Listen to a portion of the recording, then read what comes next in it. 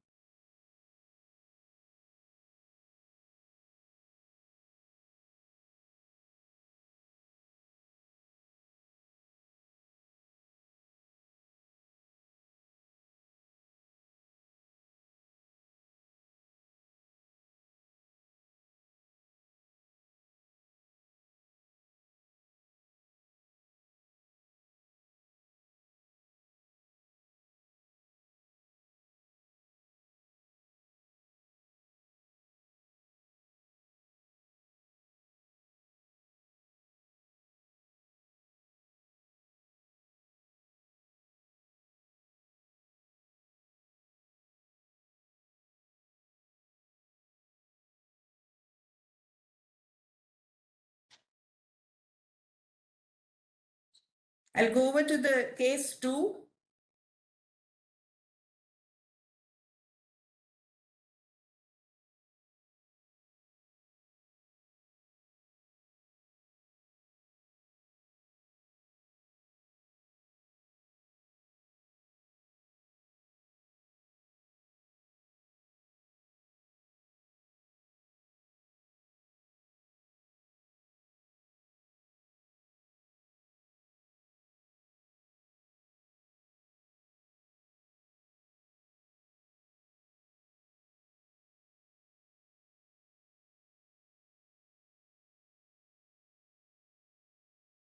Please write the answer in your papers rather than in the chat box.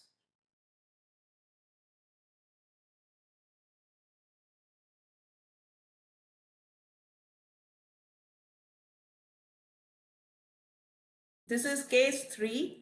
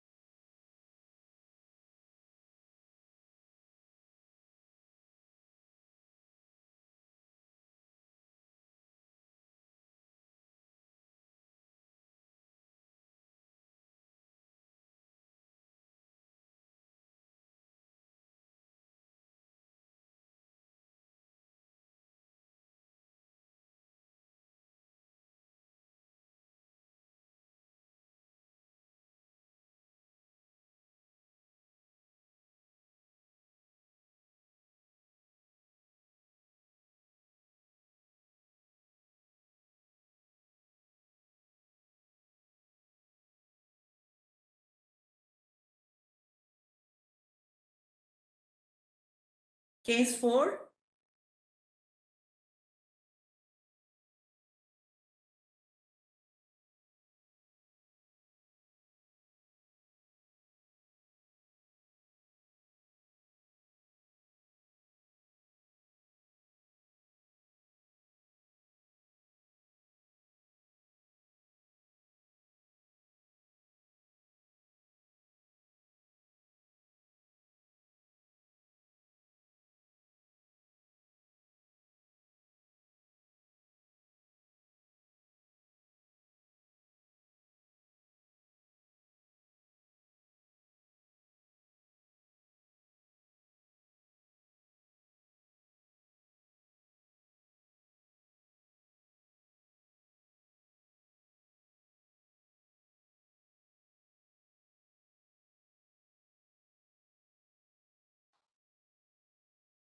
Case 5.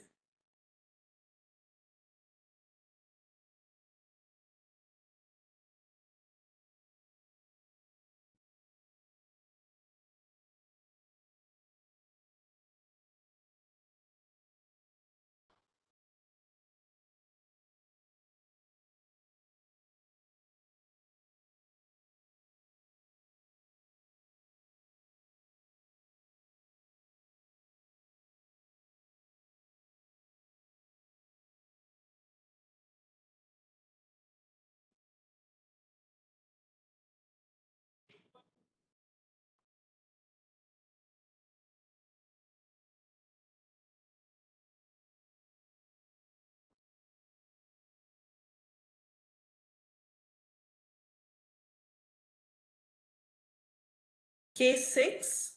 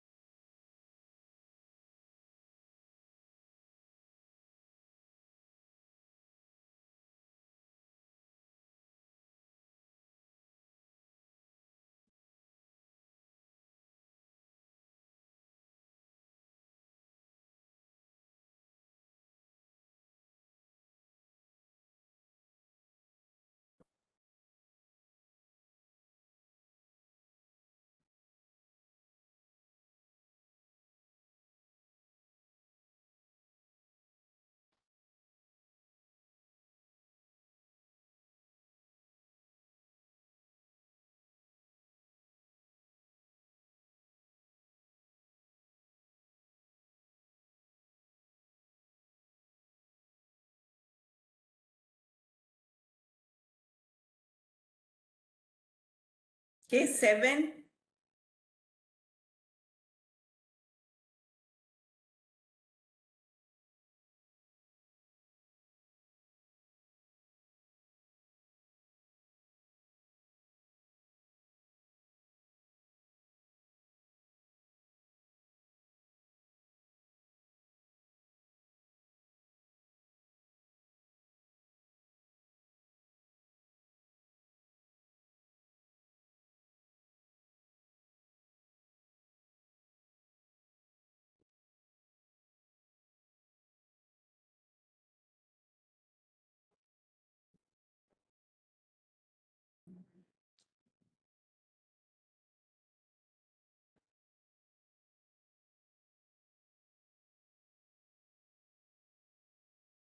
Case 8.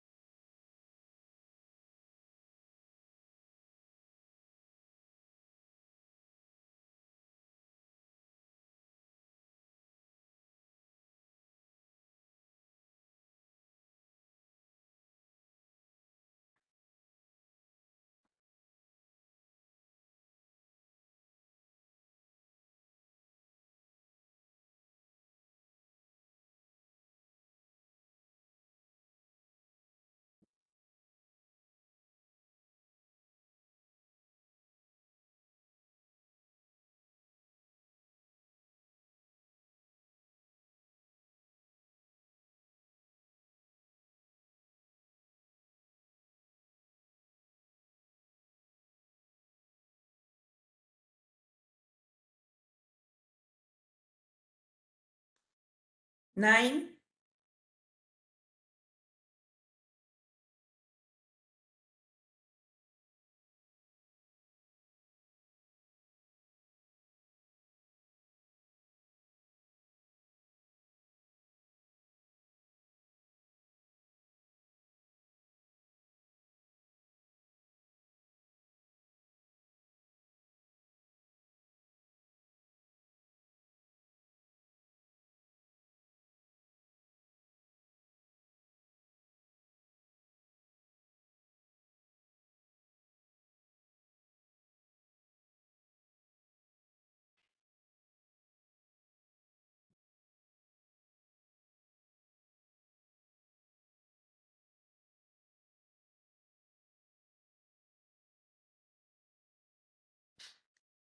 10, question 10.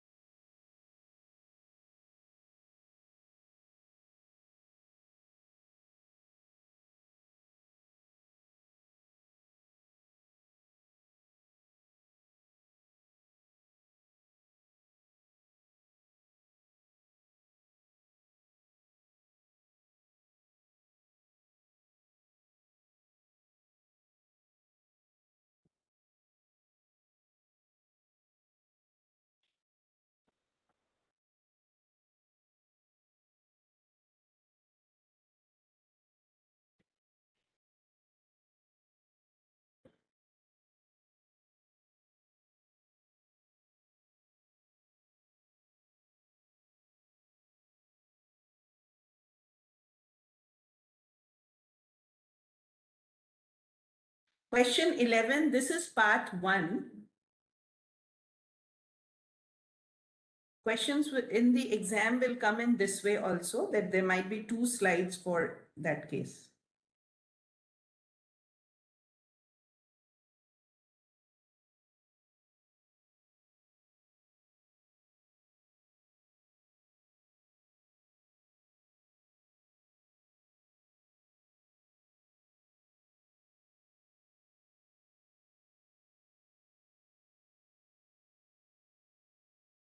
And this is the second part of case 11.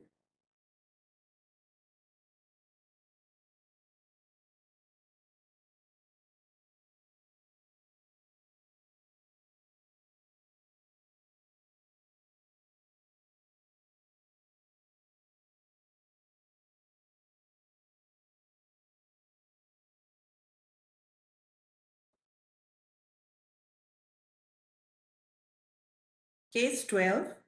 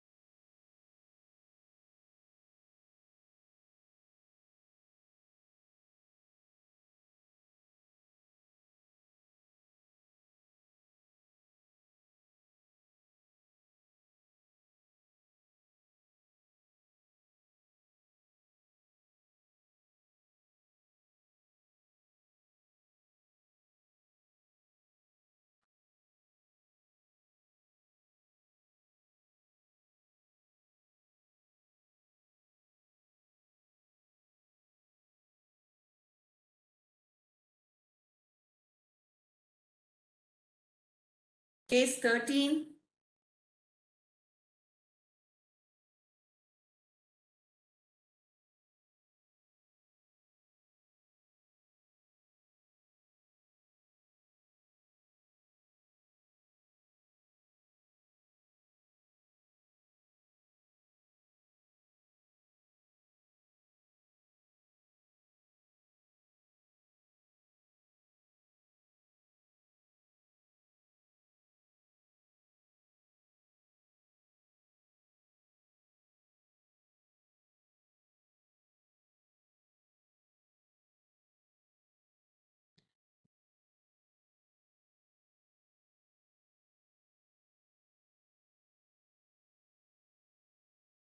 The question was findings and most likely diagnosis.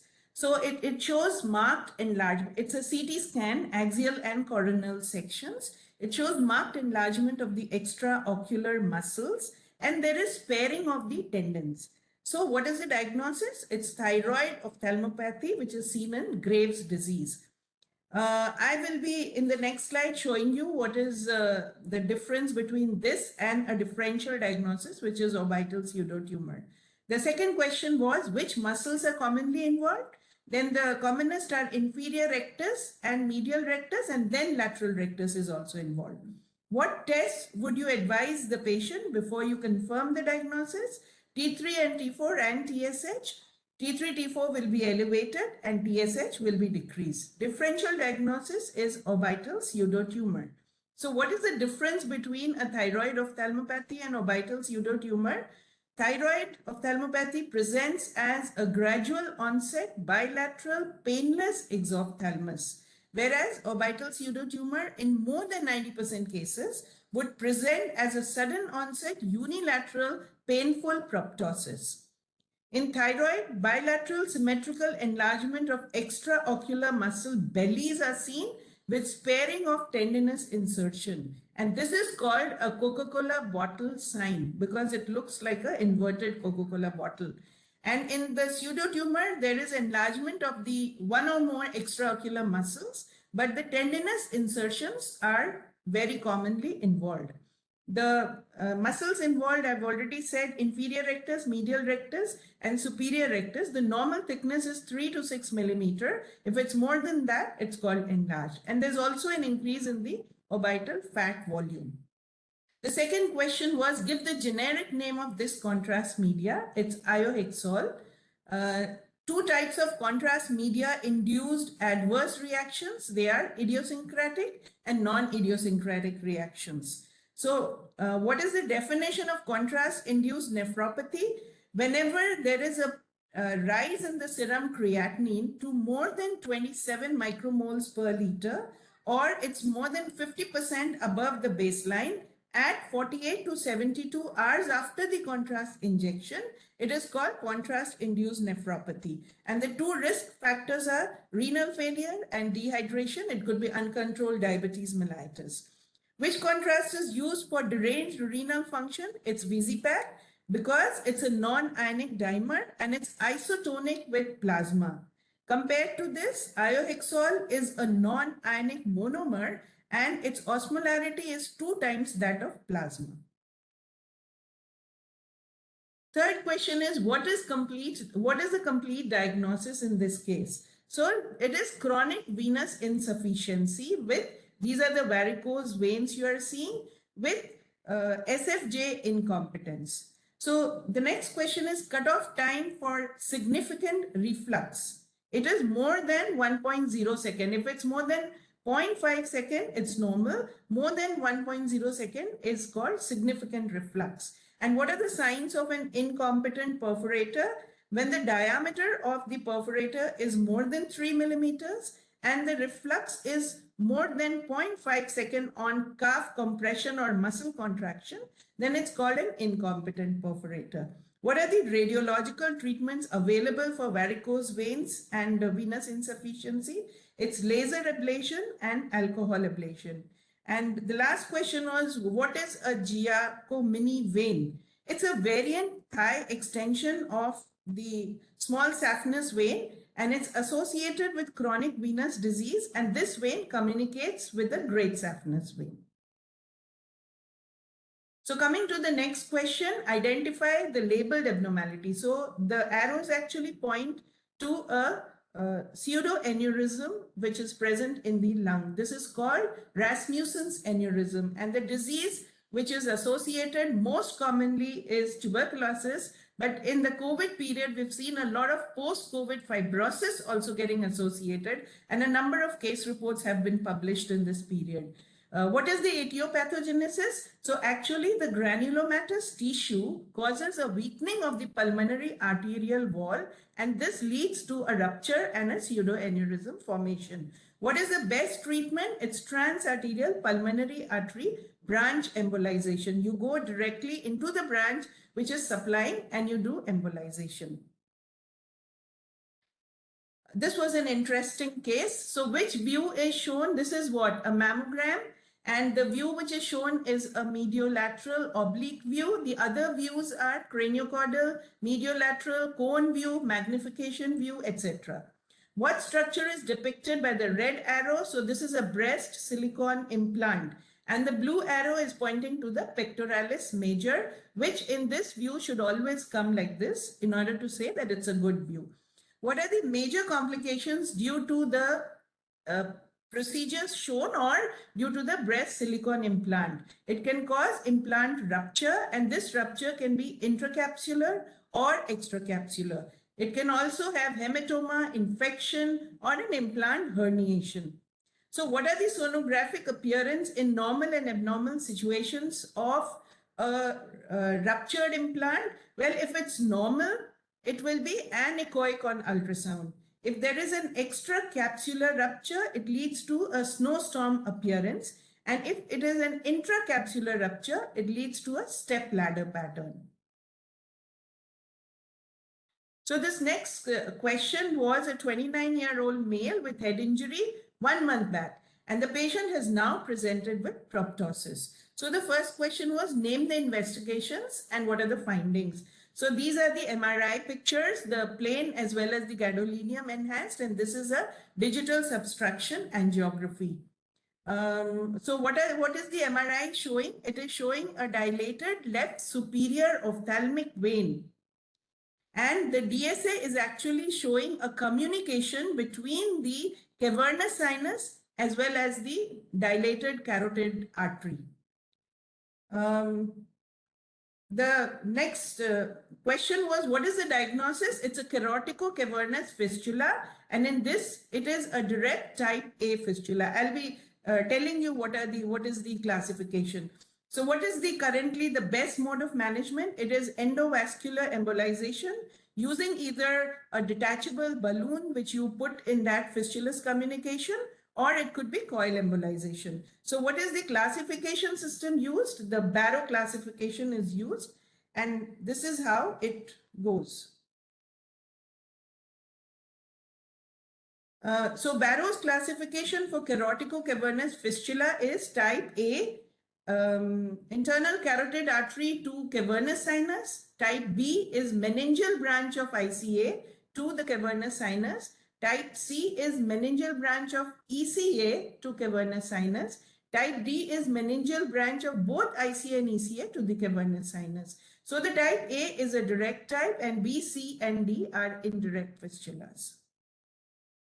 Case 7, what is the procedure being shown? So this is a CT scan of the liver, and there is a liver sol, the HCC, and this is the radiofrequency needle which is seen, and this is how the prongs would open up. This picture shows how this umbrella-shaped prongs open up. So this is a radiofrequency ablation being done of hepatocellular cancer. What is the principle of this therapy? So we use an alternating current in the radiofrequency range, 200 to 1200 kilohertz. This produces coagulative necrosis of the tumor. What's a heat sink effect? So whenever near the tumor, there is a large blood vessel, in the sense it is more than 3 millimeters. So this causes dissipation of the heat very quickly, and therefore the ablation or the coagulation of the tumor becomes a little inadequate. This is called the heat sink effect. The other IR procedures which can be done for this entity means for HCC. So what we do is ablative techniques like microwave ablation, cryoablation, or chemoablation using absolute alcohol or glacial acetic acid, or it could be intra-arterial therapies like transarterial chemoembolization or transarterial radioembolization. Next case, this is a very basic thing which all of us in radiology should know. Name the instrument and state its use. So this is a thermoluminescent dosimeter and it's used as a personal dose monitoring device. What is its basic composition? Basically, you should know the details about the cassette, what it is made of, the filters and the film, everything you should know. So in short, I've just written that cassette with filters, there are 3 filters. On the other side, you can, on this side, there are 3 filters and the film is inside it and it's made of lithium fluoride and calcium sulfate. So the next question is a very important question. And if only one such instrument is available, where should you place it? So normally we are always taught that it should be placed at the level of the chest, below the lead apron. But whenever you are doing a fluoroscopy guided procedure, you have to know what is the radiation dose to these structures which are not covered by lead apron, like your eyes, your face, and other structures. So when only one such is available, you should place it in front of the lead apron rather than behind it. And it should be at the level of the neck because that is the area which is getting exposed. So 2 other instruments which are used for this purpose are ionization chamber and a film badge. Now, this is the ultrasound scan of a pregnant woman in 20 weeks, and this was the first scan. So the question was, what is the diagnosis and why does this entity occur? So this is anencephaly. We can't see the cranium of the fetus, and it results from failure of the closure of the antral end of the neural tube, which occurs at day 24. Now, the 3 variants, I have jotted down all the variants because you should know them. It's anencephaly, meningocele, myelomeningocele, meningoencephalocele, encephalocele, tethered cord, exencephaly, iniencephaly. Name the associated serum marker. It's maternal serum alpha-fetoprotein level, and the variant with most elevated serum marker is anencephaly. And at what stage is the diagnosis of anencephaly best done? So the 100% diagnosis can be done at 14 weeks, but it can be picked up as early as 11 weeks also. Continuing the same anencephaly, how will you diagnose it? Of course, you won't see the cranial bones, and the crown dome length is less than what you expect for that period of gestation. And you'll see a frog eye appearance like this. The 2 orbits will be seen as large structures because there's no cranium around it. In the coronal plane, due to absence of cranial bone and or brain, and because of the bulging orbits. So coming to case 10, what investigation? It's a ureterogram. Name 2 ways to perform this. It is a voiding cystoureterogram or a retrograde cystoureterogram.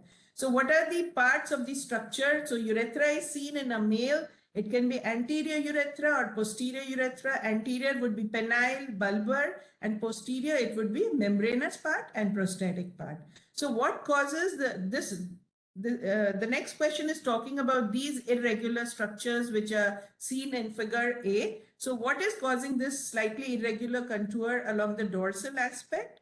So it's the contrast filling the glands of Litter. And in image B, what is this structure which is seen? Is it a normal structure? Yes, it's a normal structure. It's Cooper's duct and it is filled. It can be filled in the voiding as well as retrograde cystoureterogram. Coming to 11, there were 2 parts. So the first case is what is the probable diagnosis? This is lung metastasis. So the next question was justify. So because the nodules are bilateral, diffuse, they are random in distribution, they are varying sizes, and there is a predominance in the lower lobe. So these are the reasons why this is a case of hematogenous diffuse metastasis in the lungs. And what history would you like to know? We would like to know if there's a history of a known primary. The next part showed a lung CT with multiple peripheral nodules. Some of them are showing the cavity. So most likely diagnosis, because it is septic emboli. Why? Because the lesions are mostly wedge shaped and they're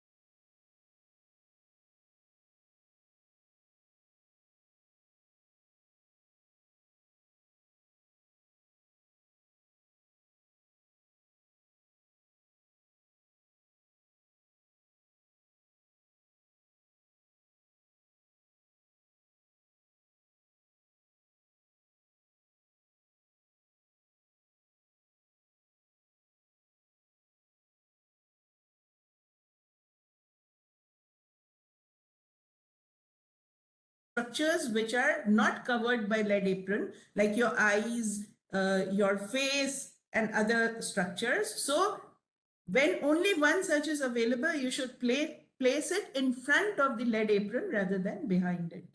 And it should be at the level of the neck because that is the area which is getting exposed. So two other instruments which are used for this purpose are ionization chamber and a film badge. Now this is the ultrasound scan of a pregnant woman in 20 weeks, and this was the first scan. So the question was, what is the diagnosis and why does this entity occur? So this is anencephaly. We can't see the cranium of the fetus, and it results from failure of the closure of the antral end of the neural tube, which occurs at day 24. Now, the three variants, I have jotted down all the variants because you should know them. It's anencephaly, meningocele, myelomeningocele, meningoencephalocele, encephalocele, tethered cord, exencephaly, iniencephaly. Name the associated serum marker. It's maternal serum alpha-fetoprotein level, and the variant with most elevated serum marker is anencephaly.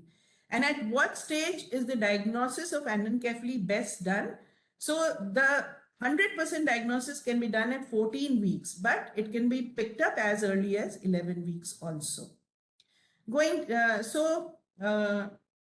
Continuing the same anencephaly, how will you diagnose it? Of course, you won't see the cranial bones, and the crown length is less than what you expect for that period of gestation. And you'll see a frog eye appearance like this. The two orbits will be seen as large structures because there's no cranium around it. In the coronal plane, due to absence of cranial bone and or brain, and because of the bulging orbits. So coming to case 10, what investigation? It's a ureterogram. Name two ways to perform this. It is a voiding cystoureterogram or a retrograde cystoureterogram. So what are the parts of the structure? So urethra is seen in a male. It can be anterior urethra or posterior urethra. Anterior would be penile, bulbar, and posterior it would be membranous part and prostatic part. So what causes the next question is talking about these irregular structures which are seen in figure A. So what is causing this slightly irregular contour along the dorsal aspect? So it's the contrast filling the glands of Litter. And in image B, what is this structure which is seen? Is it a normal structure? Yes, it's a normal structure. It's Cooper's duct, and it is filled. It can be filled in the voiding as well as retrograde cystoureterogram. Coming to 11, there were two parts. So the first case is what is the probable diagnosis? This is lung metastasis. So the next question was justify. So because the nodules are bilateral, diffuse, they are random in distribution, they are varying sizes, and there is a predominance in the lower lobe. So these are the reasons why this is a case of hematogenous diffuse metastasis in the lungs. And what history would you like to know? We would like to know if there's a history of a known primary. The next part showed a lung CT with multiple peripheral nodules. Some of them are showing the cavity. So most likely diagnosis, because it is septic emboli. Why? Because the lesions are mostly wedge-shaped and they're distributed peripherally, and some of them are showing this vessel sign. The feeding vessel sign, because it's a hematogenous spread of the septic focus, and this sign is present in that. And what are necrobiotic nodules? They are non-infective nodules which are associated with rheumatoid arthritis. The differential diagnosis, this was not the question, but the differential diagnosis which we can entertain are cavitating metastasis, rheumatoid nodules, vaginous granulomatosis, but for reasons which we have already discussed, this is most likely septic emboli. Coming to case 12, this investigation is of course MR spectroscopy. Which molecule is used most commonly for this process? It's a protein molecule, and because it's most abundant in the human body. The angle used in this graph is the Hunter's angle. And which peak is raised in which condition? In malignancy, choline peak is raised. In PML, myoinositol is raised. In Canavan's, NAA is raised. And in HE, glutamine is raised. Next question. What is the diagnosis? So what are we seeing? We are seeing a lucent lesion and there is a surrounding sclerosis, and the CT scan is showing an even more denser central focus. So this is very classical of an osteoid osteoma. What are the common sites? Long bones are involved in 60 to 80% cases, and in long bone, femur is the commonest site. In this case, of course, it's in the tibia. Then the spine is the next common site. About 10% of lesions are seen in the spine. And in spine, lumbar spine is commonest, then cervical, then dorsal, and last is sacrum. Any age group of presentation? Yes, young, 10 to 35 years, and boys are much more commonly involved. In fact, mostly involved. What is the characteristic clinical presentation? There's a local pain which becomes worst at night and it's relieved by salicylates. One important point here, that aspirin is contraindicated in less than 12 years because there's a risk of Ray's syndrome. And what is Ray's syndrome? When we give salicylates in young children, it causes a hepatic dysfunction and a brain dysfunction. So there is hepatic fatty degeneration, a transaminitis, and brain damage leads to encephalopathy. So this triad is called Ray's syndrome. Is there a role of intervention radiology in the management of osteoid osteoma? Yes. Percutaneous radiofrequency ablation and now more recently microwave ablation is considered the best treatment for treating osteoid osteoma. A few extra points for osteoid osteoma. It's composed of 3 concentric parts. The centralmost is called the nidus. It's usually less than 2 centimeters, and this represents what does the nidus represent? It represents the neoplastic process, and it contains a mesh of dilated vessels, osteoblasts, osteoid, and woven bone. And as shown in that case, it may have a centralmost zone of mineralization. It may not enhance on gadolinium injection. The second layer is the fibrovascular rim, and surrounding it is the surrounding reactive sclerosis. Pain. What is the cause of pain in osteoid osteoma? It is because the nidus releases prostaglandins via the enzyme cyclooxygenase 1 and cyclooxygenase 2. And just one more point, double density sign or a hotter spot within the hot area. Like is seen in this picture, there's a hot area and in the central part, there's a hotter area. So this is called double density sign. This, if present on skeletal scintigraphy, is very specific of osteoid osteoma. Next question was on a patient with hemoptysis and a CT angiogram has been done and the arrow is pointing towards hypertrophic bronchial arteries. So the findings are hypertrophic bronchial arteries, and name the intervention radiology procedure that can help in this situation. Well, it is bronchial artery embolization, because hypertrophied bronchial arteries indicate that they are supplying the etiology, the pathology, which is causing hemoptysis. So an embolization is going to be very useful and will stop hemoptysis. So what is this red structure which is marked here? This is the artery of Adam Quicks. This is the great, or it's also known as great anterior radiculomedullary artery. And what it does is it joins the anterior spinal artery and then supplies the distal spinal cord from D8 to conus medullaris. So it's a pretty long segment which is supplied by it. And why should this should be avoided when we are doing the embolization procedure? Like one should take the catheter distal to the point of origin of this artery, and this is because if there is inadvertent embolization of artery of Adam Quicks, it will lead to cord ischemia and even infarction. So what is the agent of choice for this procedure? It's PVA particles, and one should avoid coils because one may need to repeat the procedure of bronchial artery embolization. And if you coil them, they permanently get damaged, and then parasitic supply happens, and it's very difficult to enter those vessels. And this is the last question. This says that a psychiatrist divides a short screening test for depression. An independent blind comparison was made with a gold standard. What is a gold standard? Gold standard is an established test which at this moment is the best for carrying on the test for whatever diagnosis you want to make. So in depression, this gold standard is being compared to a screening test for whom you want to know the various sensitivity, specificity, etc. So it is saying that this was used in 200 outpatients.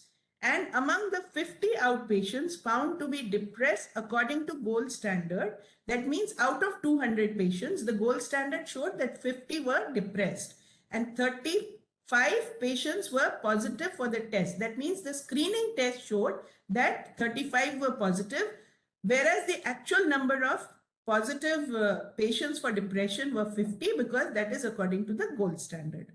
Now, among the outpatients found to be normal according to the gold standard, so the rest 150 according to the gold standard were normal. Now, out of that, 15 patients were positive for the test. That means these were falsely positive by the screening test. So the question was, what is the number of true positive? So the number of true positive is obviously 35 for the screening test, because that is where it has turned out to be positive. The next is, what are the true negatives? So the true negative is out of 150 which are actually negative, 15 were positive which are false positive. So the true negative would be 150 minus 15, that means 135. And for what is false positive, 15 tests were wrongly positive, so they are the false positive. And what is false negative? Out of 50, only 35 tested positive, so the 15 is false negative. So now based on this, we will solve the rest. What is the sensitivity of this screening test? So what is sensitivity? It is actually what is the true positive cases divided by the actual positive. And the true positive is 35. And what is actual positive? It's true positive plus false negative, because the actual positive is both false negative plus true positive. And this you multiply by 100. So in this particular case, you get 35 divided by 35 plus 15. That means 35 divided by 50, you get 70%. And the next is how to calculate the specificity. Specificity would be true negative by actual negative. So in this case, what is true negative? It is 135, because out of 150 which are actually negative, 15 of them wrongly turned positive. So the true negatives are 135. So it will be 135 divided by the actual negative is 150. So divided by 150 into 100. So you get the specificity of the test is 90%. And what is the negative and positive predictive value? Negative predictive value is true negative divided by total negative. True negative is again 135, and the total negative would be the true negative plus the false negative. So this is 135 plus the false negative, in which it should have been positive, but it is not positive, is 15. So it makes it 135 by 150 into 100. That means 90% negative predictive value. And the positive predictive value is true positive divided by total positive. That means true positive plus false positive. True positive is 35 and false positive is 15. So true positive is actually 35 and total positive is 50. So 35 by 50 into 100, so it gives 70%. So that's it for the day. Do we, if we still have time, we can do some discussion. Dr. Anjali? Yeah, Dr. Usha, there are a few comments, questions in the chat box. Okay. So if you can, so dear trainees, you may type your questions, comments I in will the stop chat box. sharing. I'll stop sharing first? Yes. Yeah. And now I will go to the chat box.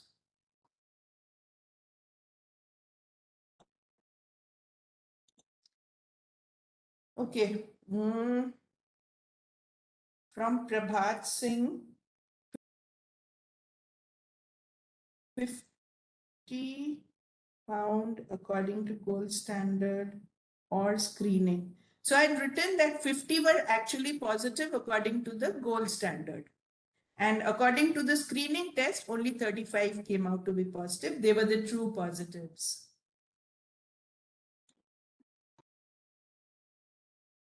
Okay. From Sarvanan to all panelists.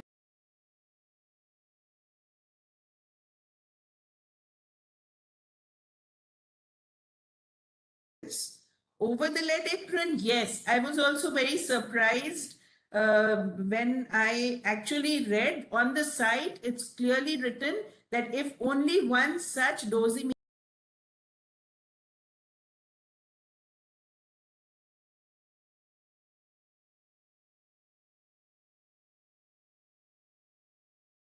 is available, you should wear it on the lead apron.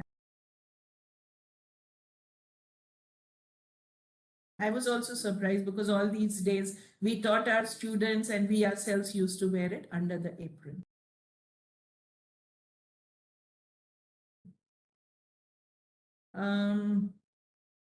How much time will we get in exam to retire down 4 answer? Oh, you'll get 4 minutes to write each OSCE station. There will be 4 minutes. It will not be as short, but today we couldn't have continued for so many hours. That's why I just, and you have to write, no abbreviations should be used. You have to write all your answers very neatly, label them very properly for your teachers not to be upset about the way you have written. Today it was a practice, so I said that it's okay for you to just scribble the answers one by one, and then you can compare it with the answers when they are given.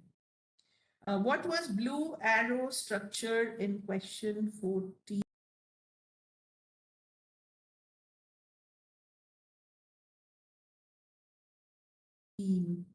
I think it was the artery of Adam Kiewicz, if I remember the question right. Yes, it's a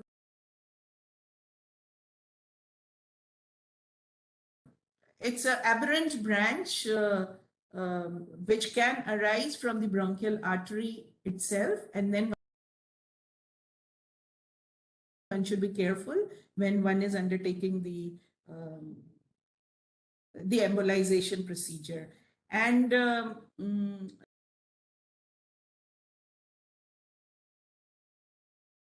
it's written 25 OSCEs. Today we have just discussed 15. Yes, you'll get 25, I believe, but all those things will be clear when, you know, when you're actually your teachers tell you just before the exam.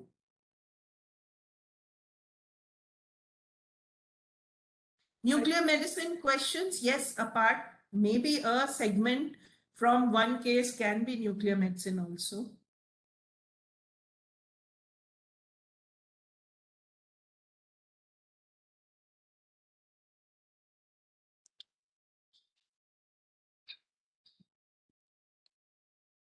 So what was that red arrow? I think it was the bronchial artery from which the artery of Adam Kiewicz was arising.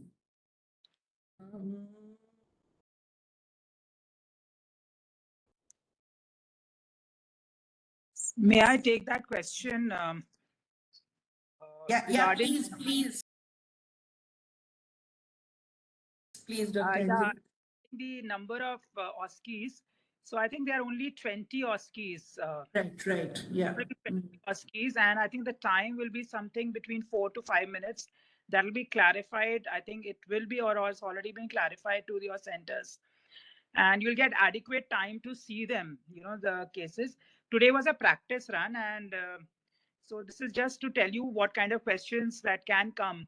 So even if you know the contrast, these are the kind of questions that can be asked over a thing that you already know or should know.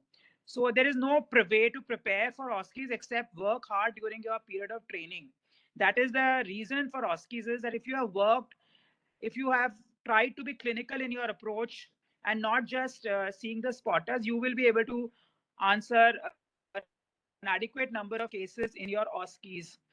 The other thing that I would like to say it is to standardize the examination. The OSCEs are also to standardize the entire country. All the trainees will get the same OSCEs.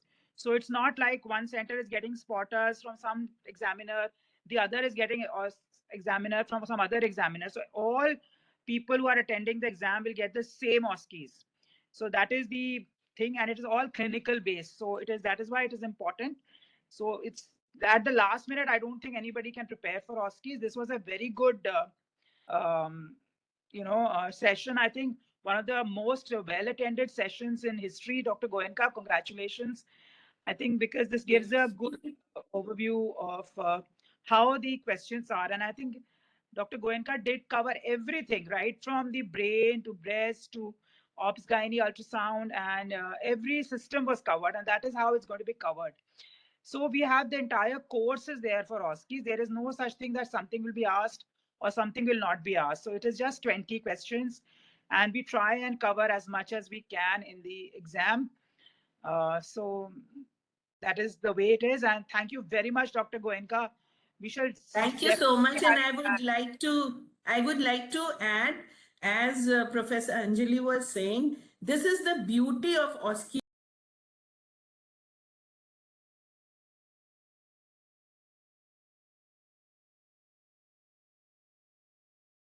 exam. First, it's clinical, what you learned in your department, and secondly, it is going to be the same, so you don't have to feel that, oh, I got hard ones, the other people got easy ones in some other center. So it's going to be the same for everybody. And thank you, Professor Anjali. Thank you, Navneet, for organizing it in a very disciplined way, and thank you so much. Thank you very much, Dr. Usha Goenka, for this excellent session. And thank you very much, Dr. Anjali, for joining us. And thank you, trainees, for joining us. All the best to the trainees who are giving for the exam this time.